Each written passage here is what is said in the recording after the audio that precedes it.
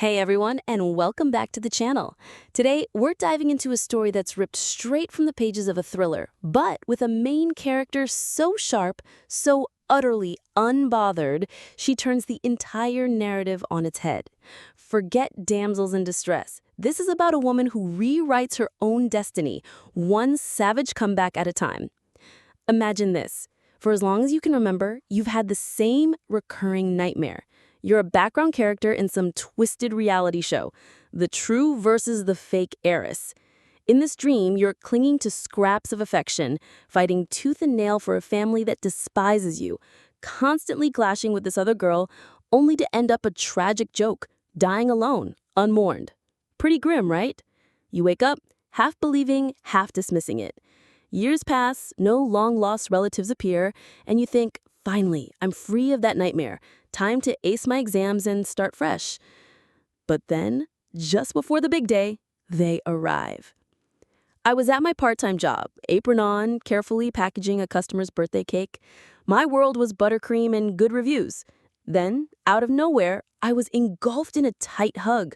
A woman's frantic sobs pierced my ear. My daughter, my poor daughter, you've suffered so much. Mommy finally found you. Every eye in a 10-foot radius swiveled at me. The air instantly thickened with that classic, melodramatic, lost princess found vibe. Customers probably started writing fan fiction in their heads. Poor girl, separated at birth, now reunited with their super rich family. I froze for a second, looked down at the sobbing woman practically glued to me, and calmly thought, okay, this isn't the place for a public spectacle. So I calmly escorted the whole entourage to the manager's office. Once my arm, which felt like it had been in a wrestling match, was free, I politely asked, could someone please explain what's going on? The sobbing woman couldn't string a sentence together, so a stern-looking, impeccably dressed man stepped forward. He looked like he'd walked straight off the cover of a Forbes magazine. And that's how I got the classic soap opera-worthy tale. The greedy nanny, the swapped babies, and the rich family finally finding their true heir decades later. Yeah, that was me, Alice Smith, the long-lost swapped princess. And where there's a real princess, there's usually a fake one. My eyes automatically flicked to the girl standing beside him. She was in a pristine white dress, looking frail and utterly heartbroken, dabbing the crying woman's tears. She caught my eye, smiled softly, and said, "Sister, please comfort Mom. She's not well and will get sick if she cries more." And just like that, the scent of industrial-strength green tea filled the room. Oh, I knew what this was, a full-blown green tea demon in the flesh. The woman, Mrs. Smith, squeezed my hand, tears still flowing. "It's all my fault. I'll make it up to you, I promise." Who says no to a mountain of money, right? So overnight, Alice Johnson, the ordinary girl from a humble background, became Alice Smith, the legitimate heiress of the multi-billion-dollar Smith Corporation. The next few weeks were a blur of opulence. The Smiths' sprawling mansion, the towering fountains, the stories of lavish parties I couldn't even imagine. Mrs. Smith practically dragged me around, showing me every corner of the estate, while Tiffany, always elegantly by her side, subtly dropped hints about her own luxurious life. Honestly, it was a lot. You hear about these lost heirs having meltdowns, and I totally get it. Even my calm demeanor was tested. But I quickly reeled it in. No need to show my cards too early. It wasn't until we were all settled in a living room that Tiffany made her move. She sweetly wrapped her arms around Mrs. Smith. "It's so wonderful. I always wish for an older sister to protect me. I can't believe my wish came true. Oh, Mom, we were in such a rush we didn't get clothes tailored for sister. Sister, if you don't mind, you can wear mine for now." Then a scoff. "Huh, even wearing the king's robe won't make you a prince." Okay, quick family tree detour. The Smiths have 2 older brothers and then a younger brother. That was the one that just scoffed. A genuine rebel. Tiffany, ever the peacemaker, squeezed her mother's arm. "Brother, don't say that. Sister has suffered so much." My internal radar immediately went off. Ding, ding, ding! This was the legendary local residents' show of force. In any other story, I'd roll up my sleeves, show my abuse scars, and tearfully recount my hardships to win their pity. But that wasn't me. My recurring nightmare had taught me one thing. With this family, the only way not to get screwed over is to never bow down. Anyone who crosses me gets dealt with right then and there. My dreams, though blurry on details, had made me suspicious of my origins long ago. If I'd had the means, I would have found them myself. Did they seriously think I was some timid pushover? Did I look like I was made of clay? I held up my hand, cutting off Tiffany's saccharine ramblings. First, you, silence. Let me speak. Then I turned to the younger brother, a gentle smile on my face, but my voice was pure steel. Little brother, your statement had one flaw, just a small correction.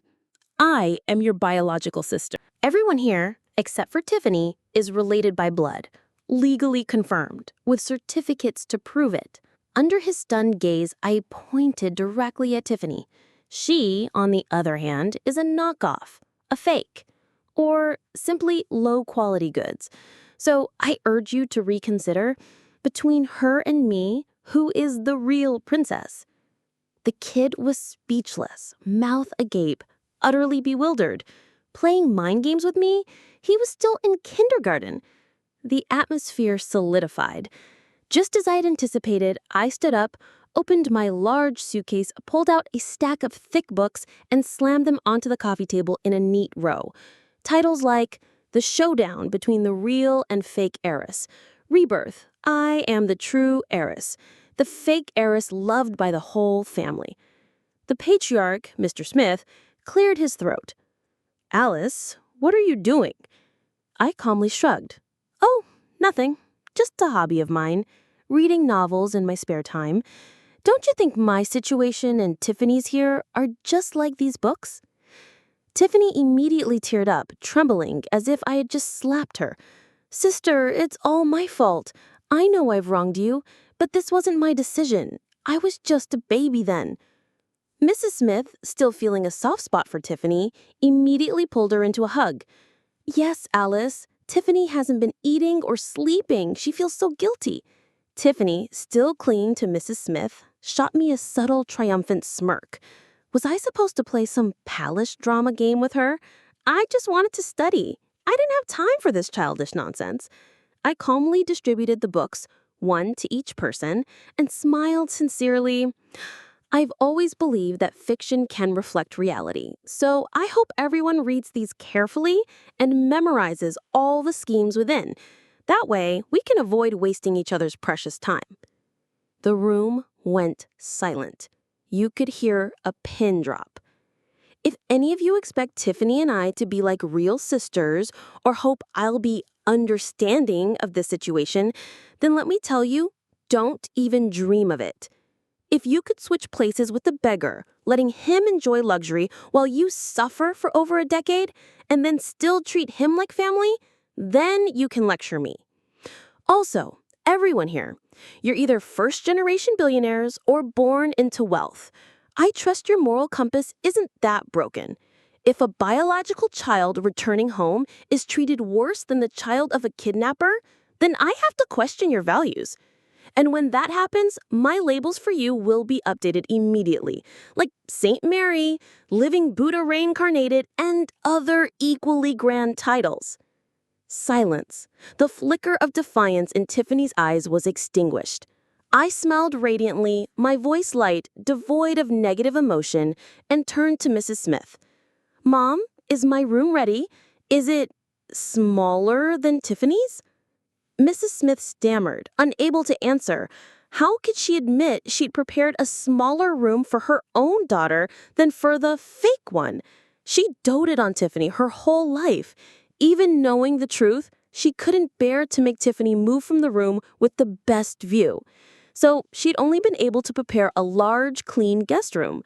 Under my piercing gaze, Mrs. Smith started sweating, terrified I'd unleash another one of my truth bombs. She discreetly tugged on Mr. Smith's sleeve. Honey, say something. Mr. Smith, a man of sturdier resolve, remained unfazed. Alice, things were rushed today. You can stay in the guest room for now. Tomorrow, Dad will prepare the most beautiful room for you. I smiled. That was the answer I wanted. I didn't push it, calmly wheeled my suitcase to the guest room. After a quick shower, a knock came at the door. Mrs. Smith's voice, a little too eager, said, Alice, you must be hungry from your travels, right? I've had a feast prepared. See if it is to your liking. At At dinner, I took my seat to Mr. Smith's right. Mrs. Smith, overly solicitous, kept piling food onto my plate. Tiffany, who was used to this kind of pampering, sat there, eyes red with envy. I glanced at her, calmly eating, waiting for her next move. But the first strike didn't come from her. It came from an unexpected player, the Smith family's head cook, Mrs. Jenkins. "Madam, Miss Tiffany has been secretly crying all these days. She must be so upset.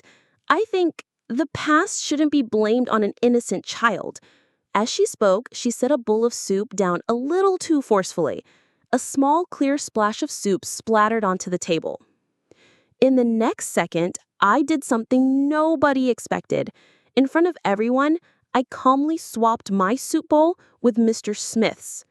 The atmosphere immediately tightened. Mrs. Smith quickly explained, "Alice, you and your father are having the same soup. No need to switch." Tiffany, initially surprised by my move, quickly regained her composure. "Sister, that's really not polite. If you visit others' houses, you must be careful. Otherwise, people will question the Smith family's upbringing." The youngest Smith, who'd been busily eating, subtly winked at Tiffany, signaling her to shut up. Good. This kid wasn't totally clueless. He knew the difference between normal talk and green tea talk, and who to mess with and who to avoid. Mr. Smith clearly wanted a peaceful family dinner, cleared his throat. "Tiffany, eat your dinner. Don't talk about other things." He was finally realizing his usually obedient daughter wasn't as simple as she seemed.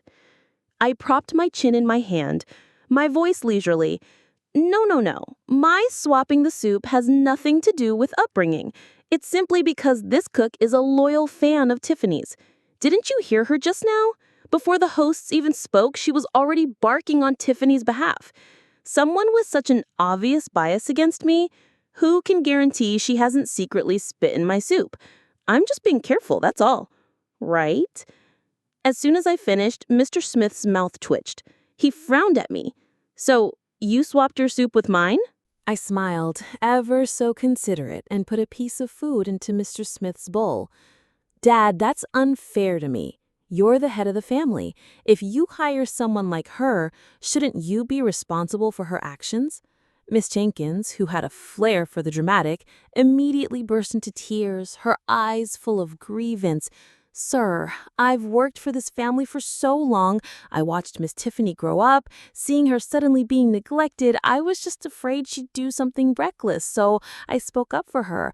I never thought Miss Alice would misunderstand me and accuse me of tampering with her food." "Oh, a little of Tiffany style, I see." Mrs. Smith frowned, clearly wanting to smooth things over. "Alice, maybe you're thinking too much." In the next second, I calmly swapped her soup bowl with Mr. Smith's.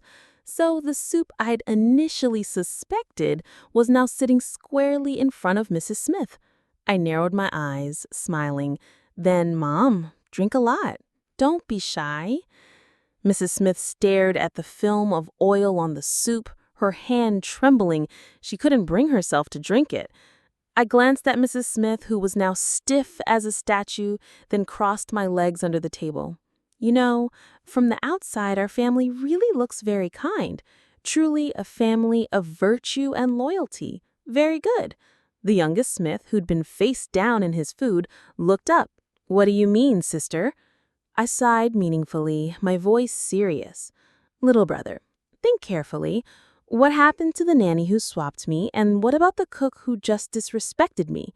If people do bad things and say rude things without being punished, won't everyone just do whatever they want? Especially the one who was swapped with me all those years ago. Didn't she just walk into a gilded cage in high society? Honestly, this doesn't really affect me. I'll just get married off eventually. But the truly pitiful ones are my 3 brothers, big brother, second brother, and you. Imagine this. You get married, have a child, they swap it. You have another, they swap that one too. 10 years later, it will be quite the lively scene, won't it? Tisk, tisk. Is this the legendary form of many children and grandchildren? I've even thought of a sign to hang outside our house, the Smith Family Benevolent Orphanage. I took a sip of water, slowly. Actually, if you think about it another way, it makes sense. You only have one child, and 10 years later you get a double harvest. No need to spend effort raising them, fertilizing, watering. Isn't that a fantastic deal? The eldest Smith brother choked on his food. The second Smith brother spit out his water, both mimicking each other, signaling me to stop my horrifying imaginations. The family atmosphere grew heavier and heavier. Tiffany started to panic. She tried to steady herself, bravely appealing for Miss Jenkins. "Sister, don't misunderstand. Miss Jenkins just cares about me. She doesn't mean any harm to you." Oh, so she wanted to use the "I'm not wrong, I'm just pitiful" trick again. Tiffany, you're still a novice. Miss Jenkins immediately played along, the innocent and wronged servant. She clasped her hands in front of her stomach, her voice full of remorse. "Mr. and Mrs. Smith, I have elderly parents and young children. How could I dare to oppose Miss Alice? Miss Alice, I know no matter what, it's all my fault. Can you please forgive me this once?" Tiffany quickly followed up, looking heartbroken. "I know you've always been prejudiced against me, sister, but you can't take it out on Miss Jenkins. She's innocent. I'll move out in a while so you won't have to see me anymore." "What? Move out? Are we the Smiths so poor we can't even support a child? How can we let you move out?" Mrs. Smith, whose heart had been hardening, immediately softened. She instantly rejected the idea. "All right, if Miss Jenkins has apologized, then let's let it go. Everyone, no more talk." With a casual sentence, she ended everything, attempting to soothe the situation. I glanced at Miss Jenkins, who was bowing her head in feigned remorse. My eyes snagged on a detail that irked me.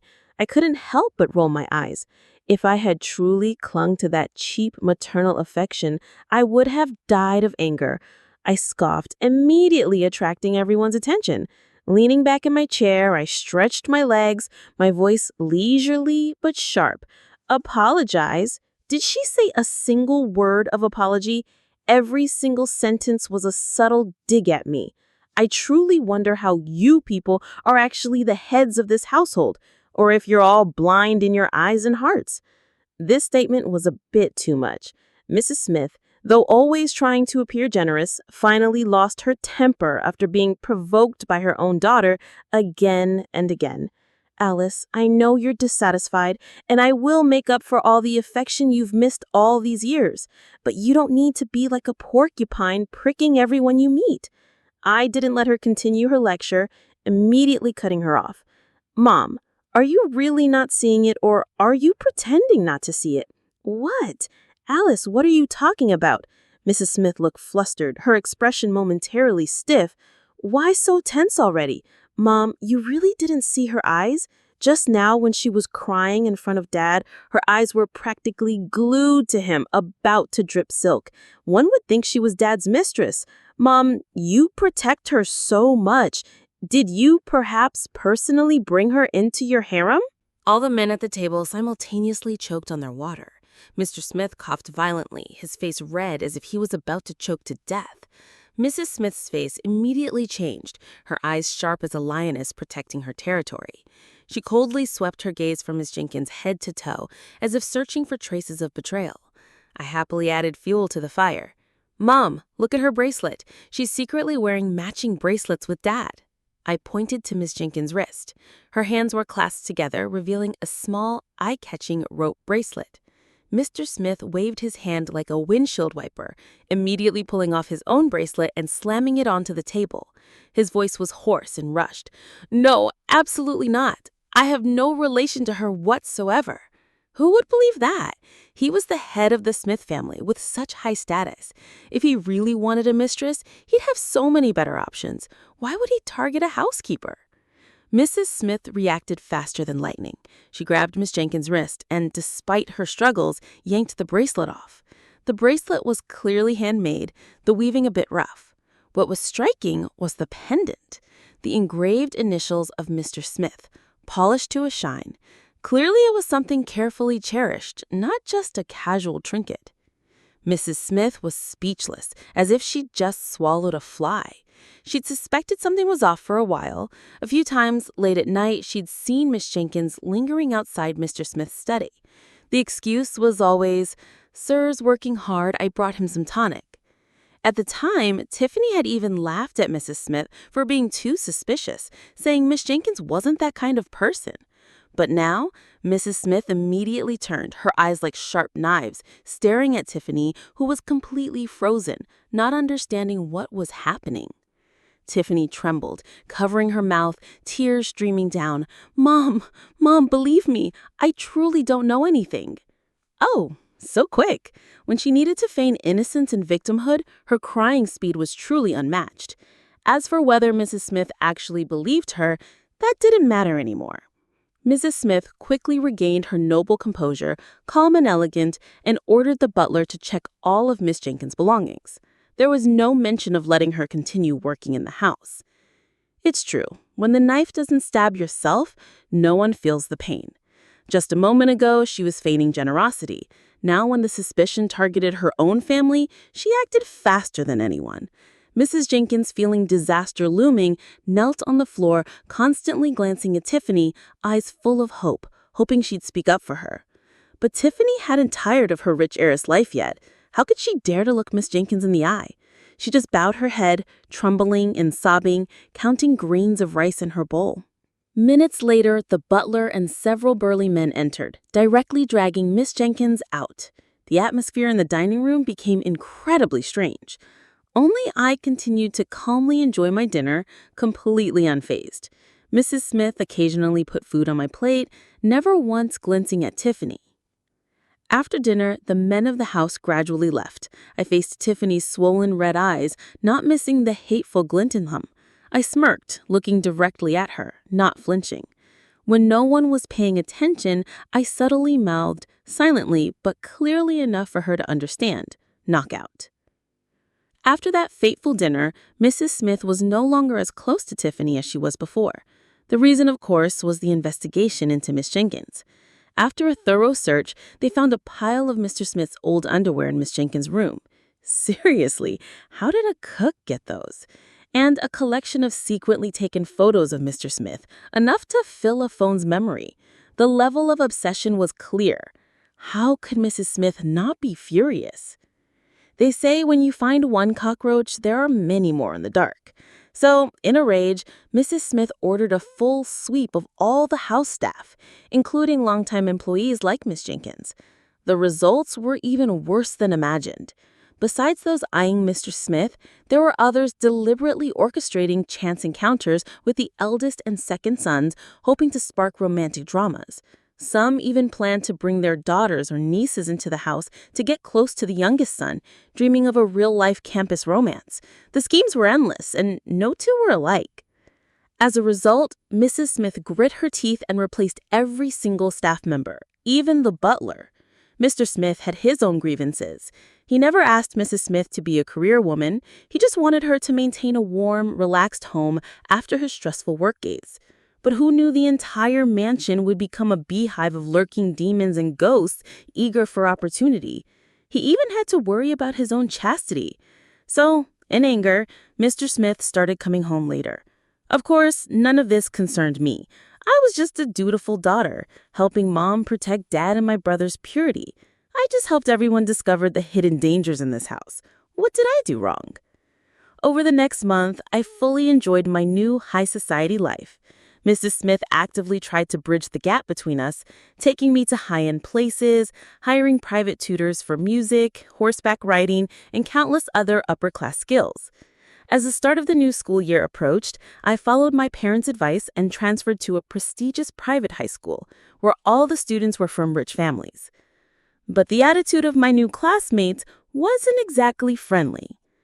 I calmly wrapped the dead insects in a tissue and threw them in the trash. Tiffany was extremely popular at the school. I heard she even had a dedicated fan club. I knew if I didn't retaliate, these rich kids would only escalate their cruel pranks. So the next day, I brought a human anatomy diagram to class. It was a large drawing detailing all the internal organs, circulatory system, and blood vessels. A vivid, bloody spectacle. My desk mate, one of Tiffany's loyal fan club members, usually never spoke to me. But today it seemed I had done something beyond her wildest imagination. She held back, then held back again, but finally couldn't resist. She turned to me and asked, "What are you doing with that picture? Doesn't it gross you out?" Her lips curled slightly in disdain. Then she shrugged.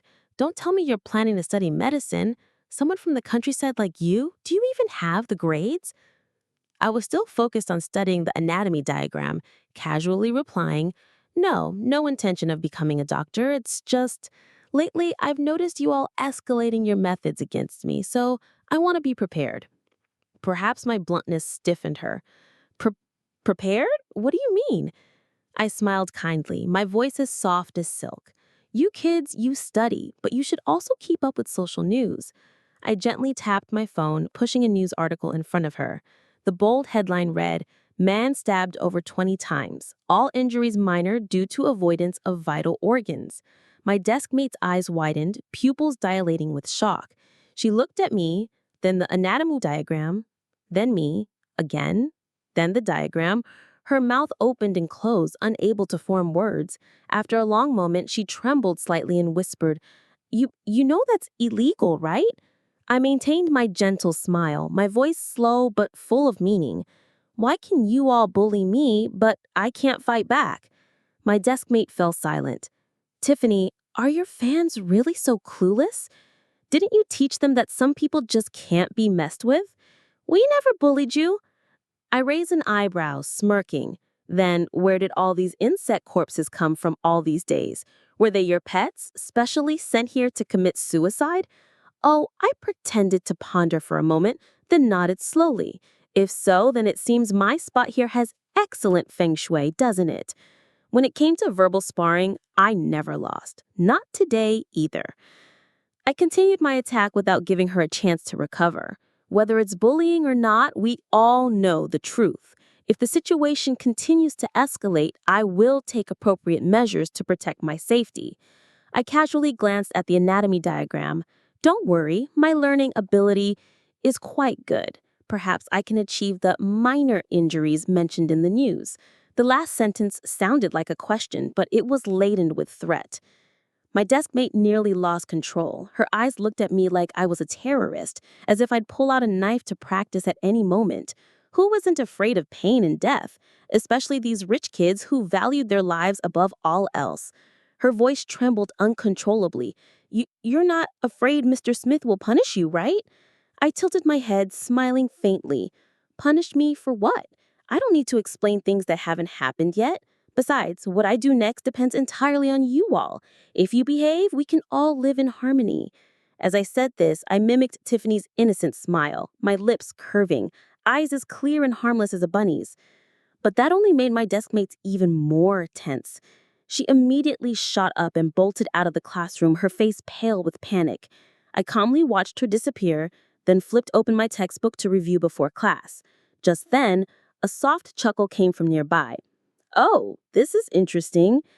Everyone knew that next to every fake heiress, there was usually a suitable childhood sweetheart. Lucas Hayes was just such a person. Top student, prominent family, noble demeanor, the Prince Charming in countless girls' hearts, a flower on a height cliff that everyone yearned for but couldn't touch. And this flower was indeed extraordinary. His eyes were deep, like they held the entire starry sky, enough to make anyone drown. A faint smile played on his lips, giving off a spring breeze, gentle, refined, and elegant. Noticing my gaze, he offered a friendly smile. "Hello, I'm Lucas Hayes. I've heard about you for a while. I hope we can get along well in the future, but your personality seems different from what I imagined." Get along well? No need. According to the true versus fake heiress rulebook, this guy is definitely closely tied to Tiffany. Before I could respond, Tiffany burst in, rushing forward to block Lucas, like a puppy guarding its bone. She wailed in agony, tears streaming down. "Alice, you want to break up Lucas and I again, don't you? You can take all the material things you want, I don't care, but Lucas?" Alice. These three words echoed through the classroom, immediately sparking countless discussions. What was wrong with her? I hadn't done anything wrong. Was it because I hadn't been properly educated that she kept causing trouble like this? I chuckled coldly, my voice ringing clear, every word dripping with sarcasm. Steal? I've never heard of an owner taking back their own belongings called stealing. You've truly broadened my horizons. What? Family drama in the classroom now? Alice? That's your original name, right? I'm not some thick-skinned person who takes what's not theirs without giving it back.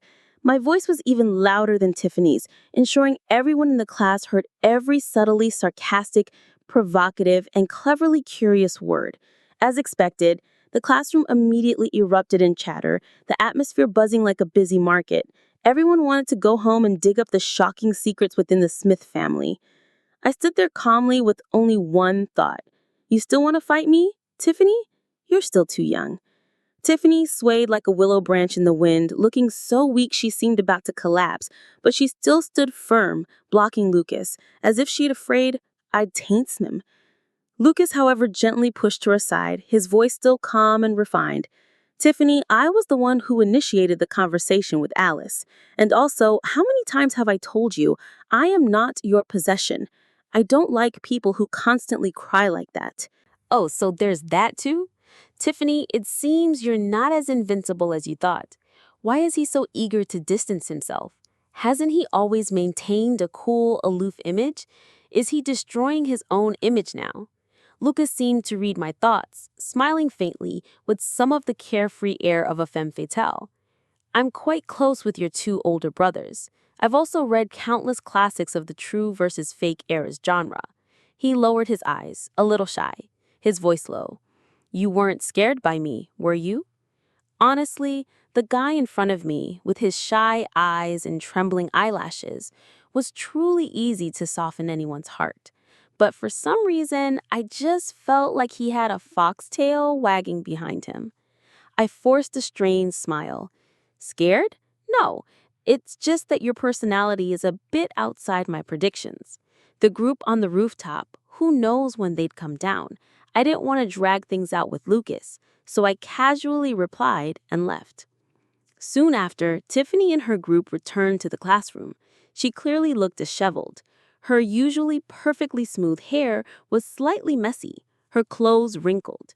She knew I was looking at her, but still put on her proud heiress facade, chin held higher than usual.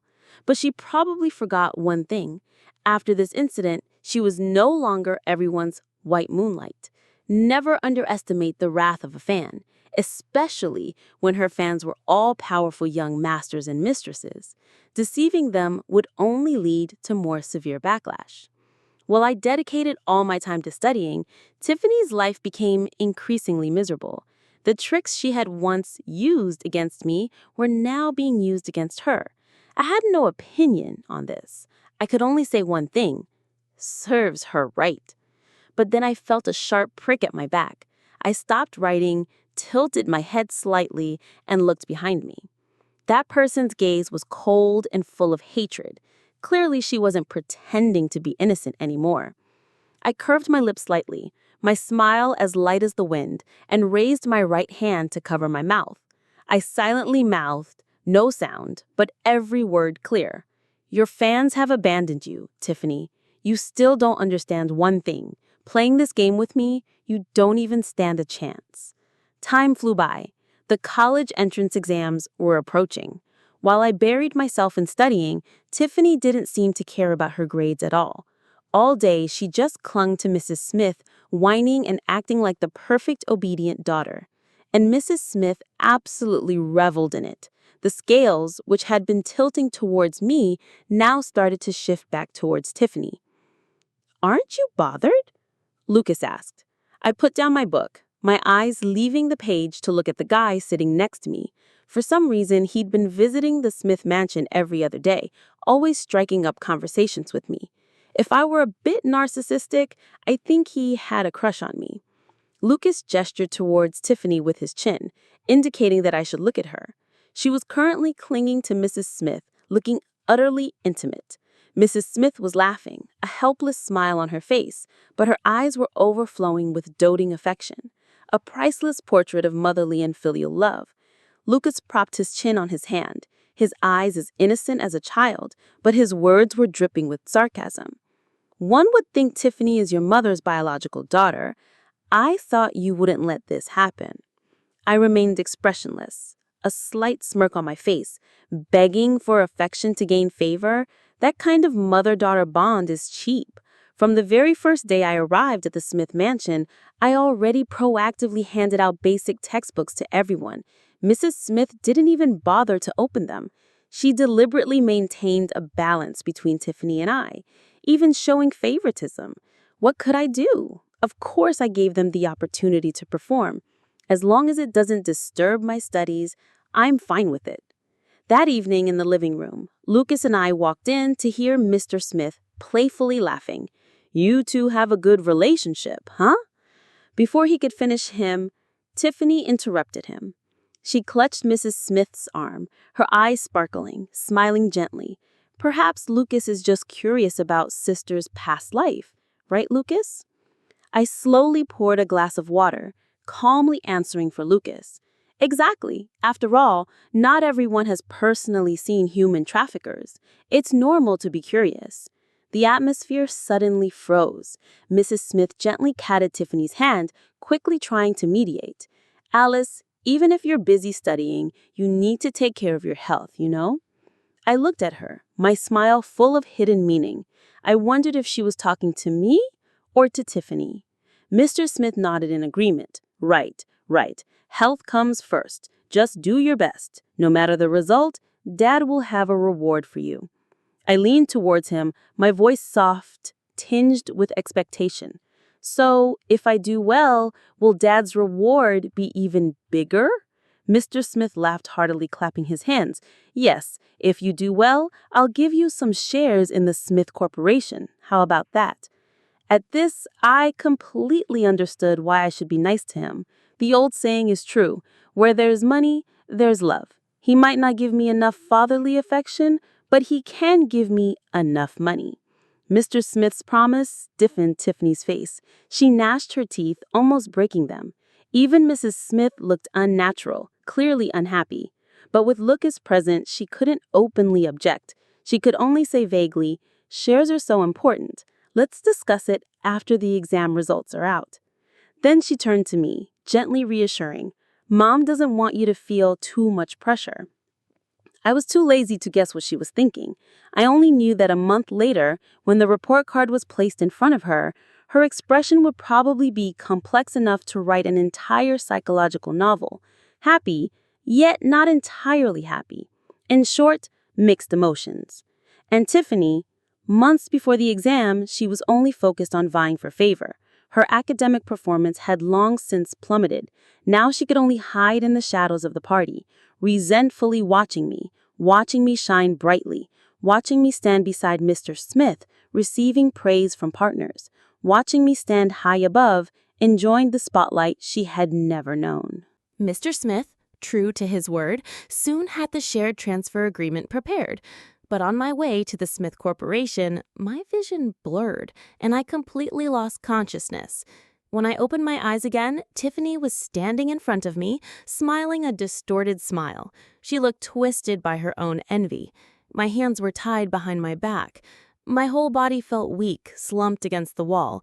I tried to calm myself, looking at her, my voice hoarse. "Tiffany, why are you doing this?" "Why?" Tiffany didn't answer. Instead, she grabbed my chin, squeezing it tightly, her nails digging into my skin. Her eyes were full of resentment. "You're going to the Smith Corporation to sign the share transfer agreement, aren't you? He actually dared to give you shares? Why? I've been his obedient daughter for over 10 years, and in the end, you take all the benefits? You shouldn't have appeared in my life. You were swapped. You should have just quietly died. But you came back. Why do you have to fight me every step of the way? You don't deserve any of this. A country bumpkin like you doesn't deserve a good ending." She was practically screaming, her voice wild. I looked at her, laughing coldly. That's right. Someone like me doesn't deserve a good ending. But I raised my eyes, my gaze sharp, looking directly at her, slowly enunciating each word. You don't deserve it either. Tiffany grew even frenzied, her eyes bloodshot, gnashing her teeth. I'll make everything go back to how it was. As long as you disappear, everyone will love me like before." With that, she abruptly let go, turned, and ordered the men who had tied me up. Her voice was cold and venomous. "I've agreed to the money, and I won't short you a single cent, but the prerequisite is that this bitch completely disappears from the city." Tiffany's lips twisted into a cruel, bloodthirsty smile. "It's best to sell her to some remote mountain village, make her bear child after child. That's the life she deserves." The men she hired, by their looks, were not good people. Their bodies were burly, their eyes lecherous. They took step after step towards me, constantly spewing filthy words. But in the very next seconds, the door was kicked open with a powerful crash. Over a dozen police officers swarmed in, quickly subduing the men, cuffing them all amidst the clanking of metal, interspersed with the futile screams of Tiffany. I slowly rotated my wrist, still red from the binds, and calmly slipped my small dagger back into my pocket. I casually glanced at Tiffany. She was still struggling, trying to resist in vain. "I told you, you should read more reference books. 9 out of 10 novels about fake heiresses have one common plot point. When backed into a corner, the fake heiress will definitely choose kidnapping, so I was well prepared. On me were over 80 tracking devices. Not far from here, the bodyguards I hired were already hiding. Every step I took was planned, just waiting for Tiffany to jump into the trap. I smiled, slowly waving at Tiffany, who was now handcuffed. "Tiffany, you can finally reunite with your biological mother in prison. How do you feel? Happy?" "Ah, you bitch! You set me up!" Tiffany struggled wildly, veins popping on her forehead, screaming like a madwoman. But I am a generous person. I didn't bother arguing with someone about to be kicked off the board. Just then, a voice cut in.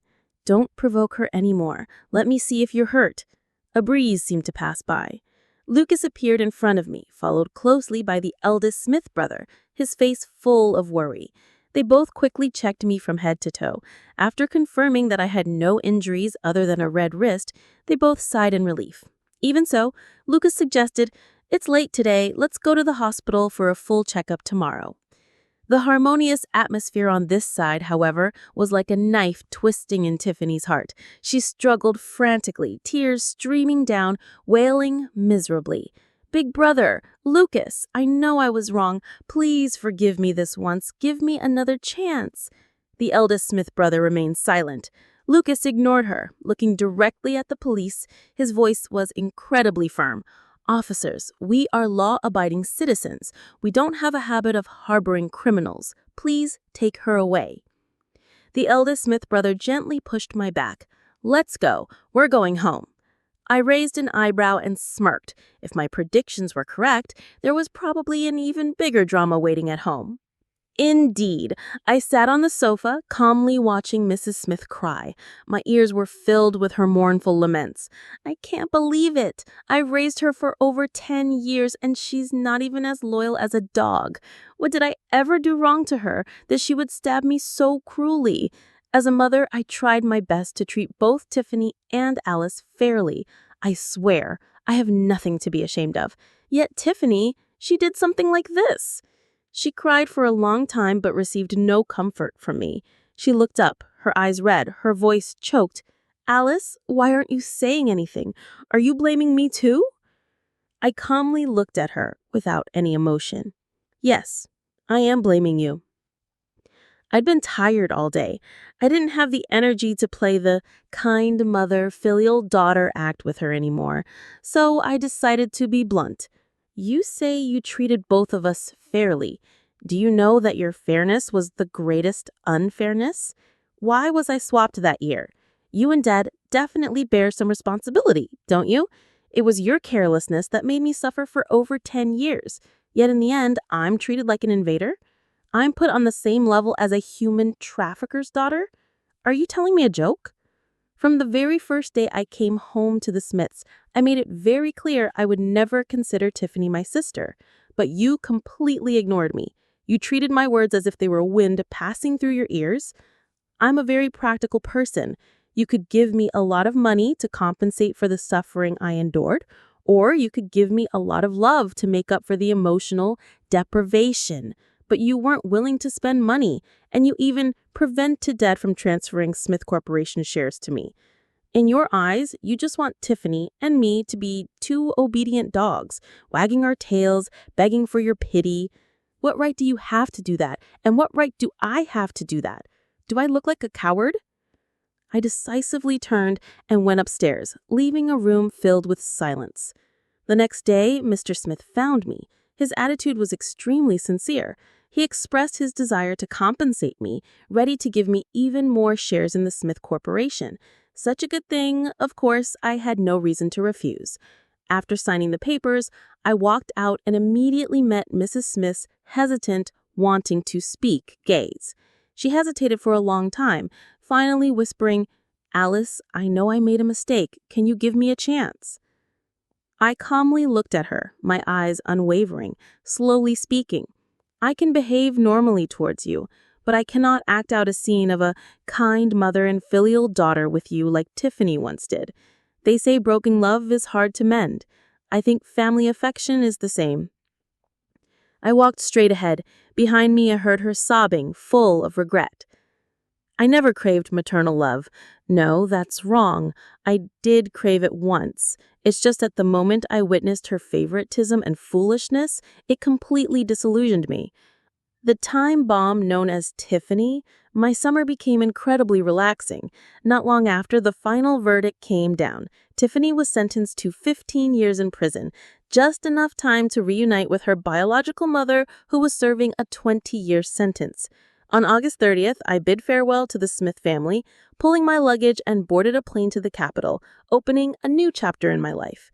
Now before me was a wide open road. Everything I wanted could become a reality. I propped my chin in my hand, quietly gazing at the sky out the window. Just then, a familiar voice, belonging to a certain Lucas, chimed in. "What a coincidence, classmate."